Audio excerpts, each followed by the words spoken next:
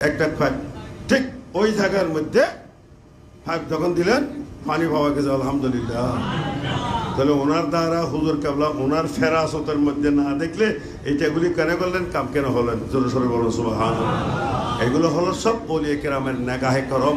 ওলিয়ে কেরাম যাকে চায় তাকে লেখাপড়ার কোনো যোগ্যতা নাই, যোগ্য ছাড়াও তাদেরকে এইরকম তওয়াজ্জু দিয়ে এদের দ্বারা এমন এমন কি করে দিবেন, কাজ দিবেন। বড় জ্ঞানীরা পারবে না, ওনার দ্বারা এগুলো কাজ নিয়েছেন। এগুলো সব হলো আল্লাহর ওলির কি তওয়াজ্জু। নেগাহে মর্দ মোমেন সে বদল জাতি হে তকদীরি। আমাদের ওলি আল্লাহদের ইতিহাসের মধ্যে আছে কি হযরত হাফেজ জামালউল্লাহ রহমতুল্লাহ আলাইহি, ওনার এত খুশুসিয়ত ছিলেন যে ওনার পিছনে নামাজ পড়ার জন্য মানুষ হইত। উনি ডান দিকে সালাম ফিরেলে যে সমস্ত লোক থাকতেন সব সূরা হাফেজ হয়ে যেত।